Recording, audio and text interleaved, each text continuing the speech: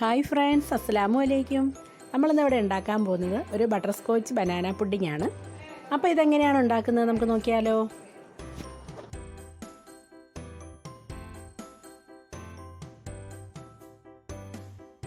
അതിനുവേണ്ടി ആദ്യം കാഷ്യൂവും ബദാമും ഒന്ന് കാരമലൈസ് ചെയ്തെടുക്കണം. അതിനുവേണ്ടി ഞാൻ ചൂടുകട്ടിയുള്ള ഒരു സോസ് പാൻ ഞാൻ അടുപ്പിൽ വെച്ച് അതൊന്ന് ചൂടായി വരുമ്പോഴത്തേക്കും അതിലേക്ക് നമുക്ക് ഒരു ബൗള് ഷുഗർ ആഡ് ചെയ്ത് കൊടുക്കുക. അത് മെൽറ്റായി വരുന്നിടം വരെ നമുക്കൊന്ന് വെയിറ്റ് ചെയ്യാം കേട്ടോ.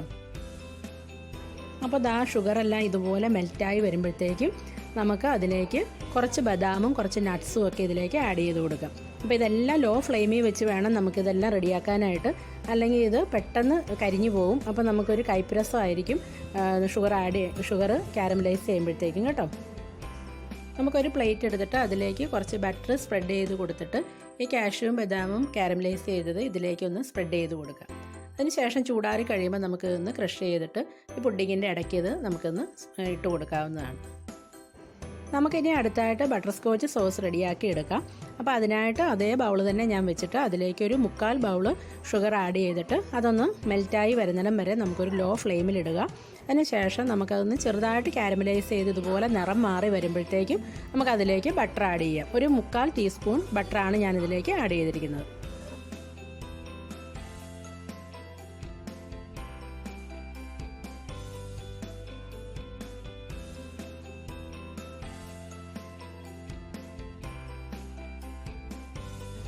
നമുക്ക് ഈ ബട്ടറൊക്കെ നന്നായിട്ട് മെൽറ്റായി വരുമ്പോൾ ഇതിലേക്ക് അടുത്തായിട്ട് ഞാൻ ആഡ് ചെയ്യുന്നത് ഫ്രഷ് മിൽക്കാണ്. ഞാൻ ഒരു ബൗള് ഫ്രഷ് മിൽക്കാണ് ഞാനിതിലേക്ക് ആഡ് ചെയ്തിരിക്കുന്നത്.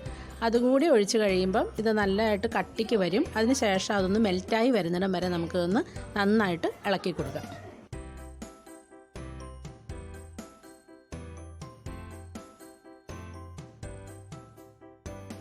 ഞാനപ്പോൾ ഇതിലേക്ക് എടുത്തിരിക്കുന്നത് 2 റോബസ്റ്റ ബനാന ആണ്. അത് ഇതുപോലെ ചെറുതായിട്ട് സ്ലൈസ് ചെയ്തിട്ട് നമുക്ക് ഈ ബട്ടർ സ്കോച്ച് സോസിലേക്ക് ആഡ് ചെയ്ത് കൊടുക്കാം. അപ്പോൾ നമ്മുടെ ബനാന ബട്ടർ സ്കോച്ച് സോസ് ഇവിടെ റെഡി ആയിട്ടുണ്ട്. ഇനി നമുക്ക് അടുത്ത സ്റ്റെപ്പ് എന്താണ് റെഡിയാക്കുന്നതെന്ന് നോക്കിയാലോ. നമുക്ക് അടുത്തായിട്ട് ഇതിലേക്ക് റെഡിയാക്കുന്നത് ഒരു കസ്റ്റാർഡ് ക്രീമാണ്. അപ്പോൾ അതിനായിട്ട് ഞാൻ ഒരു 2 കപ്പ് പാൽ ഇതിലേക്ക് ആഡ് ചെയ്തിട്ടുണ്ട്.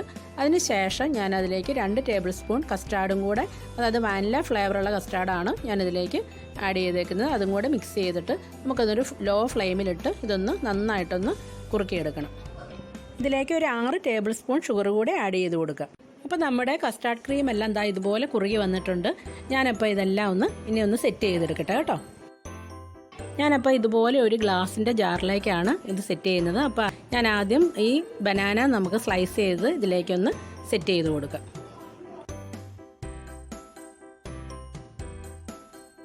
നമ്മൾ ഫസ്റ്റ് ലെയർ ഇതിലേക്ക് ആഡ് ചെയ്യുന്നത് കസ്റ്റാർഡ് ക്രീമാണ്.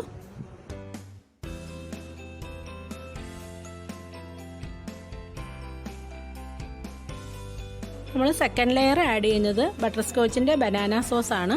ആ ബനാന ഇട്ട ആ ഒരു ക്രീം നമ്മളിതിലേക്ക് ആഡ് ചെയ്യുന്നുണ്ട്.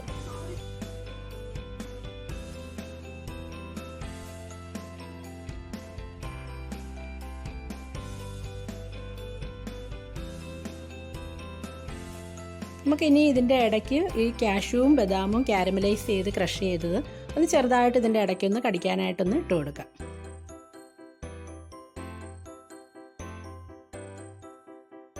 അപ്പോൾ നമ്മൾ അടുത്ത ലെയറും ഇതുപോലെ തന്നെ കസ്റ്റാർഡ് ക്രീം ഇതുപോലെ ഒരു ലെയർ ഒഴിച്ച് കൊടുത്തതിന് ശേഷം വീണ്ടും നമുക്ക് ഇതുപോലെ തന്നെ സെറ്റ് ചെയ്തെടുക്കാം കേട്ടോ.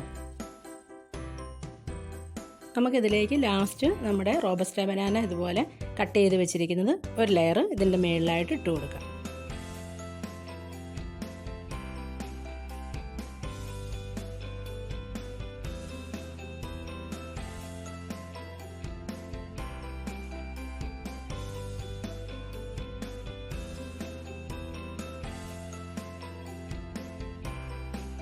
നമുക്ക് ലാസ്റ്റ് ഇതിൻ്റെ മുകളിലായിട്ട് ഒരു 1-2 പീസ് കാരമലൈസ് ചെയ്ത് കാഷ്യൂവിൻ്റെയും ബദാമിൻ്റെ ആ ഒരു പ്രളയൻ്റെ ആ ഒരു പീസ് നമുക്കിതിൻ്റെ മുകളിൽ വെച്ചൊന്ന് ഡെക്കറേറ്റ് ചെയ്യാം കേട്ടോ.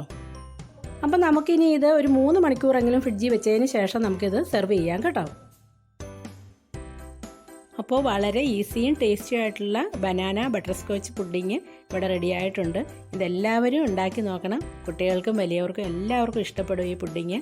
അപ്പോൾ ഇത് ഇഷ്ടപ്പെട്ടാൽ നിങ്ങൾ വീഡിയോ ലൈക്ക് ചെയ്യുക, ഷെയർ ചെയ്യുക, പിന്നെ മറക്കാതെ എൻ്റെ ചാനലൊന്ന് സബ്സ്ക്രൈബ് ചെയ്യണം കേട്ടോ.